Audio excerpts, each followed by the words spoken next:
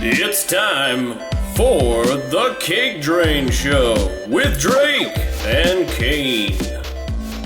What's up, CakeDrain Nation? Welcome back, guys. Are you excited for today's episode? You should be. You should be, because we're super excited. Today we got some really extra special for you guys.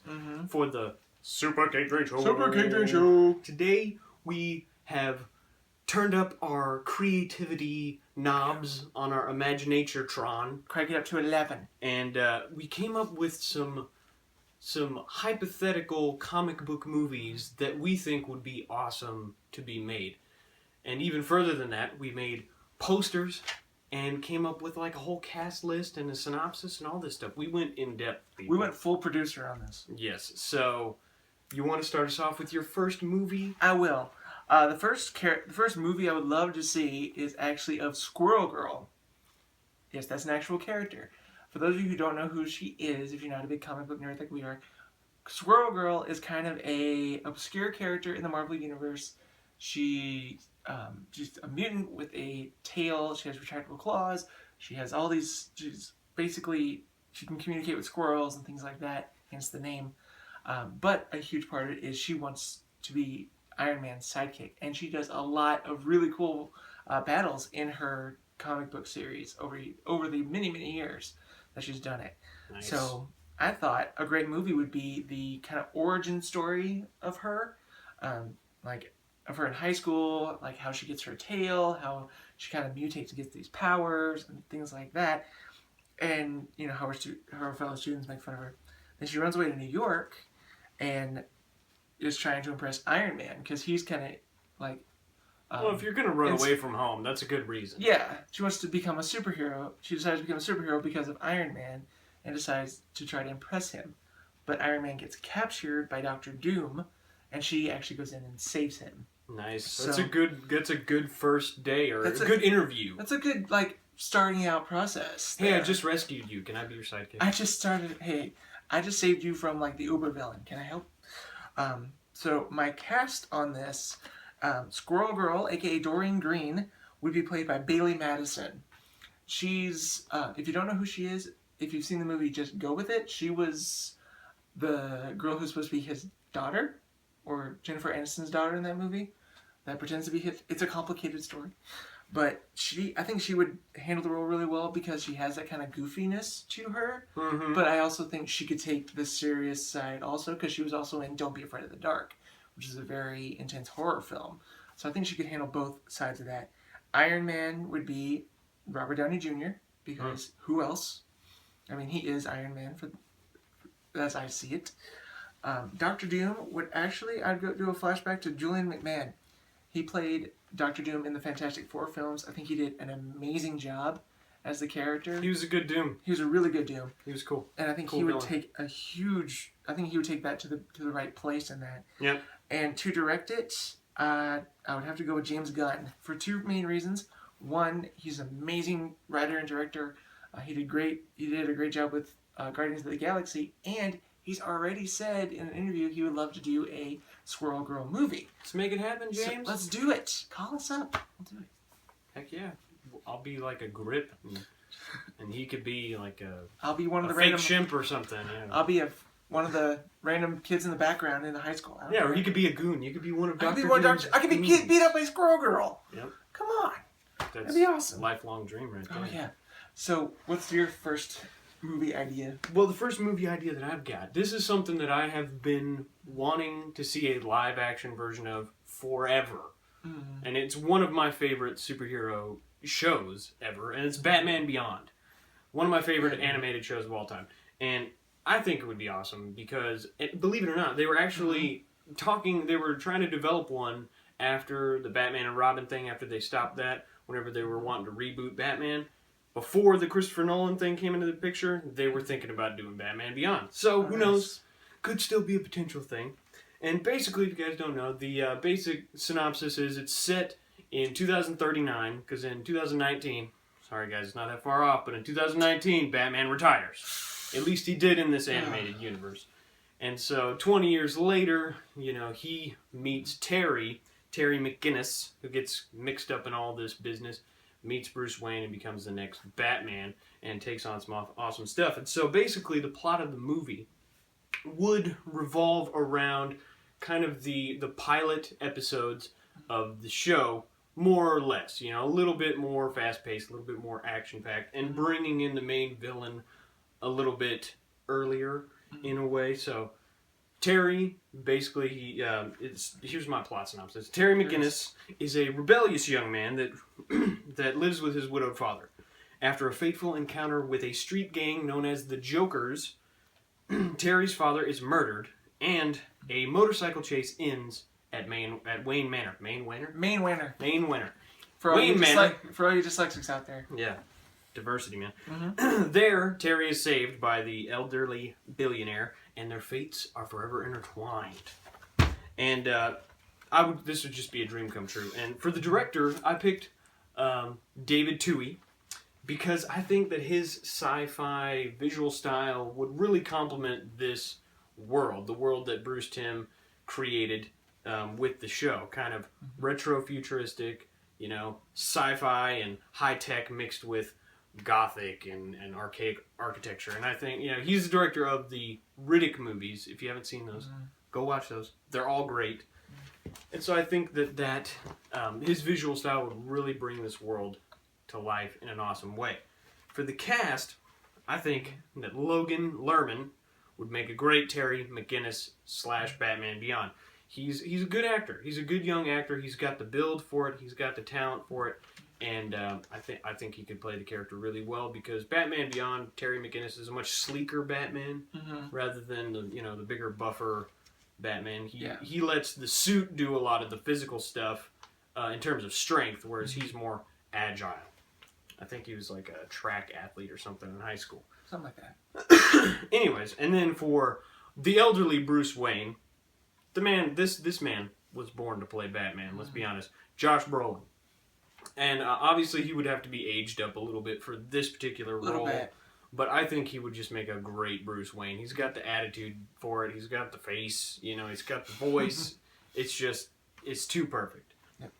And then Vin Diesel, because of his relationship with the director and because he's an awesome actor, I think he would make a great Derek Powers / Blight. Now, Derek Powers is the guy who is the main villain of Batman Beyond. Overarching, he's the guy that's trying to take over Wayne Enterprises, which is now Powers Wayne, and he just wants to take over all of Gotham.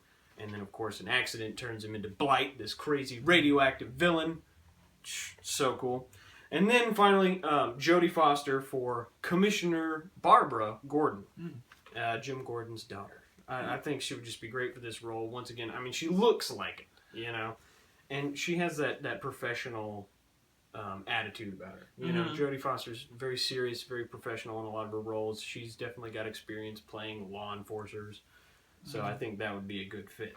And then some other possible characters that I didn't really get a chance to think of a good actor or actress for is Dana Tan, which is Terry's girlfriend, and Ink, which is a supervillain in the employee of Derek Powers. And she's a really cool supervillain. If you've seen the show, you know what I'm talking about. Yeah. That would be my first Batman Beyond movie. Would just be amazing. Nice. Well, my next idea actually comes from a character that I've discovered, and he sounds amazing just by the description of him. The character's name is Nova. He's the background is he was selected similar to the Green Lantern in a way by Roman Day, I think that's how you say his name, who was the last of the Nova Corps. These were like military guys on the planet of Xandar. The planet gets destroyed, and Roman Day is the last one to survive. So he goes to Earth, where he's following his nemesis Zor, and he ends up almost dying. He practically dies and gives his powers to Richard Rider. This is the first incarnation of Nova. And he becomes a superhero. He fights major villains and things like that all through the series that he's been in. But the movie I want to do again is kind of his origin, is of how Nova became Nova, how Richard Rider became Nova. the person who basically here's the synopsis is basically what I told you guys. But Richard Rider is selected by Roman Day, the last member of the Nova Corps, to replace him. Rider ends up battling Zor, who is Day's nemesis, to avenge the destruction of Xandar. Basically, he takes his place to avenge this planet that was destroyed, like his home planet. He's avenging the person who gave his powers home. So I think that would be a great way to go with that. The director, I would love to see Guillermo del Toro do this one, because he can take that sci-fi fantasy style and make it believable and also cover the intense action sequences that go on. Oh yeah. Because he's at least produced major action films. He's done some crazy fantasy stuff. So I think he would handle that kind of thing amazingly well. To play Roman Day, the old Nova Corps soldier, would be Ron Perlman. If you don't know who that is, he played Hellboy. He was Beast in the Beauty and the Beast TV series from years ago. He's done he's been Sons of Anarchy. He's done a lot of great stuff. Long-time collaborator of Guillermo's. Long-time collaborator with Guillermo. And actually, I thought of Ron Perlman before I even thought of Guillermo del Toro, but I thought he would be an amazing kind of older, weathered soldier. There you go. He has that kind of look. He looks like he's seen stuff in life. So I think he can handle that really well. Wouldn't even need much makeup, though, because the guy's huge. So I think that would be awesome. To play Richard Rider would be Kellen Lutz. I know some of y'all are like, who's that? And all the people who may be fans of Twilight be like, oh, it's Emmett. Let's think about that, though. He played a god in Immortals. I believe he was Poseidon in Immortals, or Neptune. I can't remember which side of the mythology it was, but he was the god of the sea in that movie. And he did an amazing job with the action. I think he'd do really well, and he has a build for this type of character. He could play a high school student and become this hero. And to play Zor, I had to go with Gerard Butler because, again, he has the build. His voice, I think, would work really well with this type of character because he's a conqueror. He's taken over worlds. He's, a gruff guy, Yeah. So you need somebody with that kind of voice, with that kind of intimidating stature to play him. Right. So who knows? This may become a thing. I mean, if you guys decide to make these movies, we're open. Just saying, we can open our schedules. Oh, yeah. All the time. Anytime, any of these movies, we would love to be part of it. Oh, that sounds awesome. It does. Well, for my next movie, you guys had to see this one coming because I'm a huge fan of Deathstroke. A Deathstroke movie would just blow my mind. It'd be great. It would be great because, like his comics, it would be kind of a blend of superhero movie with kind of a classic 80s style action movie, more or less. But mostly superhero awesomeness. Superhero awesome. So basically, Deathstroke is introduced in the New Teen Titans. He was introduced in the New Teen Titans in the late 70s. And so his origins are kind of intertwined with them, but not completely. He started out as a gifted military soldier. He was one of the most gifted fighters there. And later on, during his military career, he volunteered to be a part of this program where they were developing a serum to make their soldiers resistant to truth serums, so that if they were captured, the enemy couldn't get any information out of them. Well, unfortunately, their truth serum didn't quite have the predicted effects and made Slade into a weapon of destruction, gave him super speed agility and, extra superhuman strength and regenerative healing factors. Nice. And so then he became Deathstroke shortly after, whenever he left the military. And this movie would basically it would adapt roughly the plot of Full Cycle, which is the first story arc in Deathstroke the Terminator's first series on his own. I did a review on Volume 1 of Deathstroke the Terminator. Full Cycle was one of those. I think that would be a great story to adapt because it stands apart from the New Teen Titans, and it serves as a good introduction to the character, as well as having a really cool plot. So basically, the synopsis is, after his ex-wife Adeline is nearly killed by a mysterious attacker, Deathstroke / Slade Wilson goes on the hunt for this mysterious assailant, and thus uncovers a lot of dark secrets from his past. And I think it would be really awesome. For my director, have to go with George Miller. I mean, who better than the guy who created like the greatest action movie of all time to direct the greatest action movie, superhero movie of all time? You see where we're coming from? We know our stuff. George Miller is awesome. And, I mean, if you guys have seen Mad Max Fury Road, or any of the Mad Max movies for that matter, him doing a Deathstroke movie is just waiting to happen. So for Slade Wilson, Deathstroke himself, I thought that Joe Manganiello would make a great actor. He was already in talks to perhaps portray Deathstroke in the Suicide Squad movie. Don't know if that's happening or not. They haven't said anything, so we kind of have to assume that it's not happening. Yeah. But he's got the build for it. He's got the face for it. He's got the voice for it. He's an American. It would be great. I think he's a good fit. What do you think? America. I agree. America, you know. Oh, yeah. For Billy Wintergreen, that's, if you don't know, Slade's kind of version of Alfred.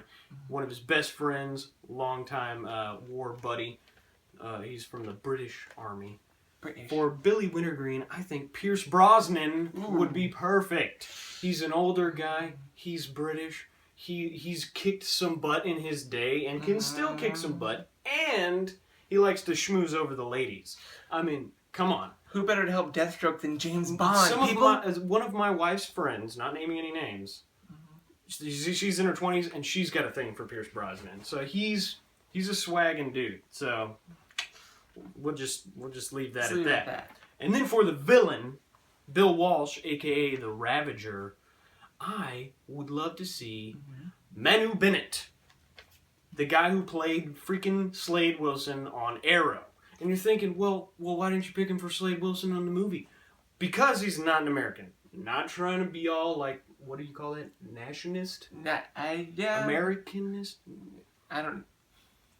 Slade Wilson's an American in the comics. I want to keep his original origins intact and keep him American. But Bill Walsh doesn't have to be American. He was originally American, but I loved Manu Bennett as Slade Wilson. He was a great fit. So I think he would make a great Ravager, which is kind of like the anti-Deathstroke, the evil version of Deathstroke in a lot of ways. And then another character, of course, would be Adeline Wilson, his wife. I didn't think of an actress for her, but, you know. Yeah. So there's probably somebody out there. There's plenty of actresses who could cover that. But you guys, post in the comments what you guys think about our movies. Oh, yeah. Like, and if you guys have any like cast ideas that maybe we didn't think of, that maybe you think would fit these roles. Oh, yeah. If you have people that you think would fit better or worse or whatever, just post it in there. Yeah. These aren't set in stone. We're just giving our ideas on this. My last movie is actually a big team-up movie because all these movies would go together in the same universe. And it would be the team called the New Warriors. The New Warriors is a group of younger heroes who were brought together by a man named Dwayne Taylor. He's a vigilante known as the Night Thrasher in the Marvel Universe. And he kind of studies these kids and brings them together to try to defend the planet. They're kind of a junior version of the Avengers. In a way, they're not like the Next Generation, but they're kind of like pseudo sidekick team ups. So it's definitely an interesting idea. So here's the synopsis for it to give you guys a better idea, because it is kind of how they come together. They're rough around they're not quite a like fluid team yet, but they're kind of working together. But Dwayne Taylor, aka Night Thrasher, researches and recruits a group of young heroes to unite and battle Terex, who is a formerly with, I believe, it was Gigantus. I can't remember his name off the top of my head, but it's the same villain as the Silver Surfer. He was Galactus? Galactus. He's the one who like controlled the Silver Surfer, and he's formerly with him.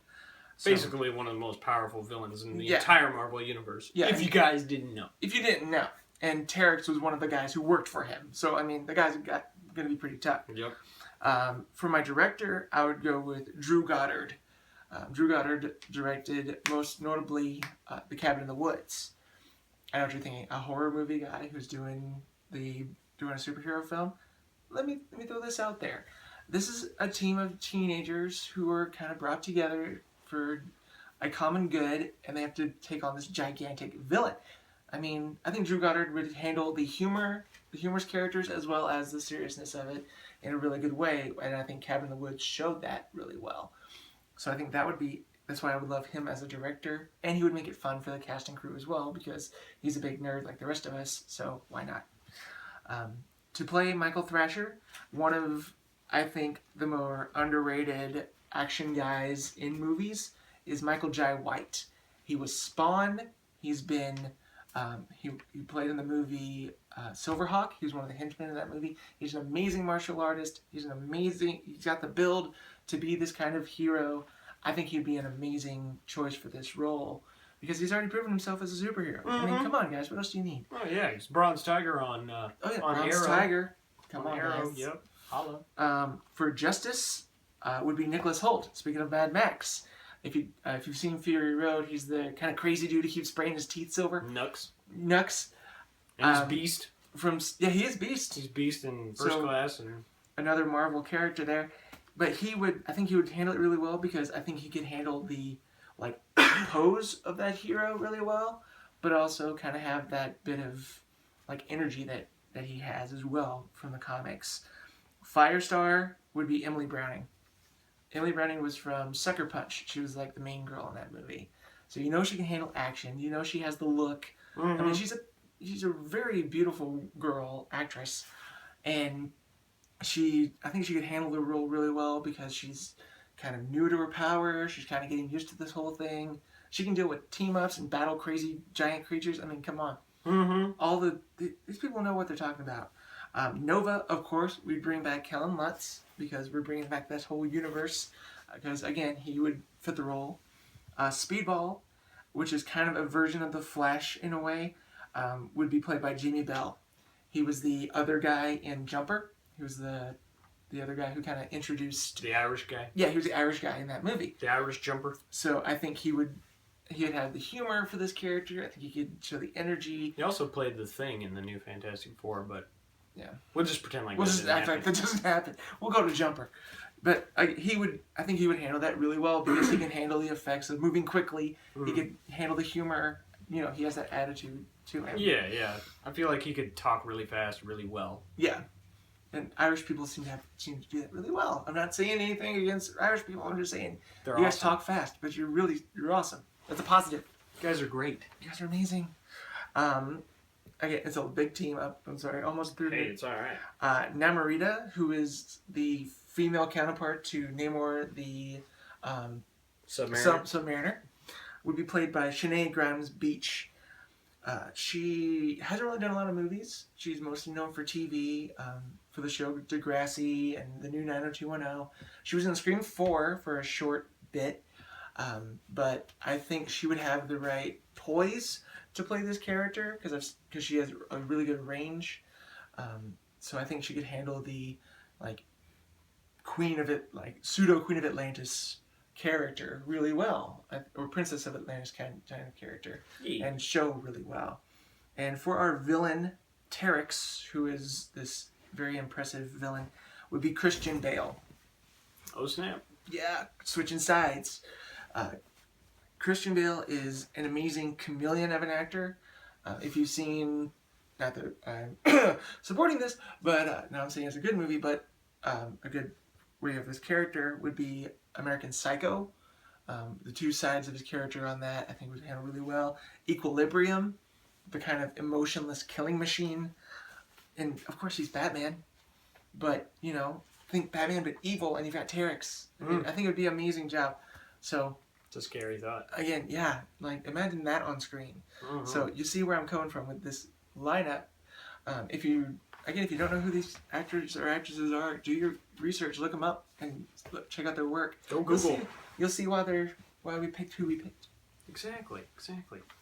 Well, and for my final movie, I also did a team up as well, and they're called The Outsiders, or it's just Outsiders. Outsiders is the name of the original comic, and basically these guys are a group of superheroes that is assembled by Batman to kind of do the stuff that the Justice League can't or won't do for whatever reason. their original story arc was he assembles them to go to the country of Markovia, a fictional European country, kind of like a Czech Republic, to handle this political, or, well, I get kind of a little bit more of a tyrannical dispute going on in that country. Something that the Justice League was not able to deal with. And so he, like I said, Batman assembles these characters to go and do this stuff. And these are guys that are not really superheroes traditionally. They're kind of like, they're not good enough to really be superheroes, and they're not bad enough to be villains. They're kind of just the outcasts of the superhuman world. And so for my movie idea, I picked basically the core original cast of Outsiders. The teams changed over the years. I picked mostly original members of the team and some long running members that weren't original members. But in this version, Batman wouldn't be the one who led the team. He's just the one that organized the team. And like Drake said, all of his are in the Marvel Cinematic Universe. All of mine are kind of in their own multiverse reality as well. A multiverse reality similar to kind of the Arrow verse in that tone. It's not quite as dark as the Justice League universe that they're making. It's a little bit lighter in tone, a little bit funnier. And so this would follow Batman. He has Arsenal, the Red Arrow, Speedy, Nice. lead the team and into this dispute in Markovia to take down Baron Bedlam. And for the director, I picked Shane Black. I think Shane Black would be a great one for this because of the gritty action combined with the sarcastic, tongue-in-cheek humor. He's known for his tongue-in-cheek humor writing that got him famous back in the day when he wrote a lot of the Lethal Weapon movies. And then he made his directorial debut with Kiss Kiss Bang Bang, and then followed by Iron Man 3, which, come on, it's like one of the best Marvel movies out there. So I thought that he would be a great director for it. And as for the cast, we would be headlined with Arsenal, Roy Harper, played by Colton Haynes. And I picked him because he plays Arsenal in Arrow. There you Come go. on, people. He's such a great character. He's one of my favorite characters. I was so sad that he left after season 3. Come on. But that's okay. He had to leave Team Arrow to come lead the freaking Outsiders, That's man. right. Connect the dots, people. Fill in the blank. Yeah. Another one of our Outsiders, Brian Markov, a.k.a. Geoforce, a.k.a. the Prince of Markovia, would be played by none other than Liam Hemsworth. Oh, yeah. One of the Hemsworth brothers are on the DC side. Ooh. That's sibling rivalry gone deep. Geoforce is a really cool superhero. Go and do your research on him. I won't get into it right now, but he's really cool. Another one is Grace, and she's an Amazonian type woman. She would be played by Jessica Chastain. I think let me go back to Liam. Liam, I think, would be a good fit for Geoforce because he's got the build for it, and he's a great actor. He's got a nice person face. Like, hey, I'm very trustable, I'm a good guy, but also I feel like he could be a little bit edgy. It'd be interesting to have him do a Markovian accent as well. Kind of the cool guy next door kind of thing. In a way, yeah. And so there'd be kind of this dispute for who's leading the team between Arsenal and Geoforce, because Arsenal, he's the only one in the team basically that doesn't have superpowers. And that's why Batman chose him to lead the team. Now, Geoforce is one of the most powerful guys in the team, and so you kind of see where they would butt heads a little bit. But Jessica Chastain, I think, would play a great Grace because she is a taller woman, and she looks like she could wreck a fool, you know? Like, if you've seen her make a mad face, oh man, it's dangerous. And Grace is all about pounding fools. For Jefferson Pierce, a.k.a. Black Lightning, none other than John Boyega. Come on. Finn, he's a great new actor. He's showing that he's got awesome talents. I think he would be great for this role because he's really a nice person. And Black Lightning is one of those superheroes that's all about, like, justice. You know, he brings, like, a real, true heroic feel to it. Like, hey, we're doing this because we're good people. He's one of the few on the list that's not motivated by selfishness, but more motivated by justice. Yeah, he's less rough around the edges than the other guys. Then for the character of Looker, a.k.a. Emily Briggs, another super-duper powerful chick, would be Bryce Dallas Howard. Yeah, if you see the pictures that we've been putting up in the video, you'll know. They'll be side by sides and all this stuff. Just look at them. It's another redhead. Both the girls on The Outsiders are redheads. And Bryce Dallas Howard is not as big as Jessica Chastain. So it fits the build of Looker a little bit better. And I feel like she could play the duality of the character from nice, I'm trying to be a little bit seductive, but then I'm going to pound you. Because I'm super strong. Yeah. For Rex Mason, a.k.a. Metamorpho, one of the oldest members of Outsiders would be Carl Urban. Yeah. This guy, he's got that face, that serious face. Rex Mason is one of those guys, Metamorpho's been on both sides of justice. You know, he fought with the Justice League for a time. He's even been a member of the Justice League in some story arcs, and then he's also been a villain. And so he's definitely a good caught-in-the-middle type of guy who's not sure why he's doing this. You know, he's kind of let life get him down because his superpower has made him physically deformed in a way. He lost his wife over it and stuff like that. So I think he would play that tortured soul character really well. Then for our villains, we would have Dr. Anthony Ivo, played by Dylan Neal. Dylan Neal's the guy that played Ivo in Arrow. Arrow's just got... They're really good about bringing in actors that play these characters really well. And he dies in Arrow, spoiler alert, sorry. But this is a different universe, different version, you know, the whole multiverse thing. Bring him back, he would play a great Anthony Ivo, because he played the tragic side of Anthony Ivo really well. You know, kind of crazy, but then you find out his motivations and stuff like that. I think he'd be a great fit. He's already shown that he could play Ivo, so might as well just throw him in there. Just keep him there. For Amazo, Ivo's greatest creation, or worst creation, whichever you want to do, is the crazy android that can replicate superhuman powers. We would have him played by Tom Hardy. Yes. Come on. Yes. That would just be terrifying. Think about it. He was Bane. He's Mad Max. He's... How many He's other... been like an MMA fighter. Oh, yeah. He's a really bad Mosakura character in Inception and stuff. Oh yeah, he's a messed good guy actor. up. And I think he could play the kind of confused android, but at the same time, really powerful android all in one. He's kind of not evil itself because he's an android, but he's being manipulated by evil. And here's the guy behind it all, Baron Bedlam, who's the main villain, the guy trying to take over Markovia, the one who's manipulating Ivo into creating the Amazo for him to take over the country and then the world, is Christoph Waltz.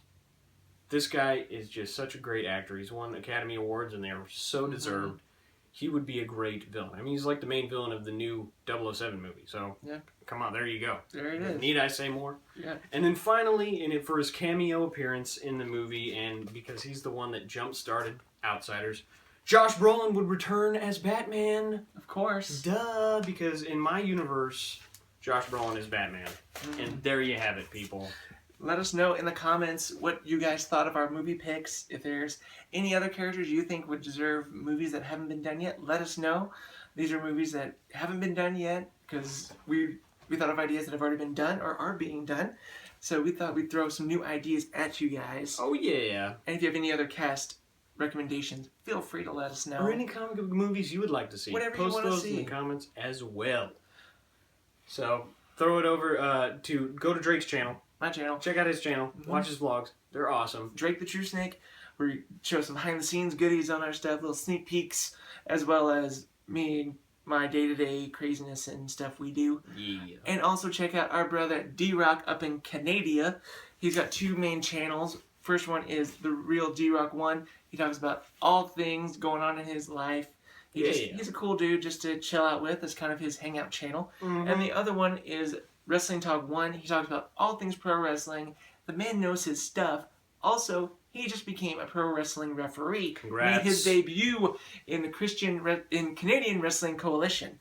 So, big shout out to him up in Canada, representing CakeDrain Nation proudly. Holla. So, we will see you guys next time, and maybe an exclusive video might be coming. Who knows? Also, we got a new Facebook group that we just started. Yes, join it. It's Deathstroke and Deadpool's supergroup. So find it. Go find it on search for it on Facebook.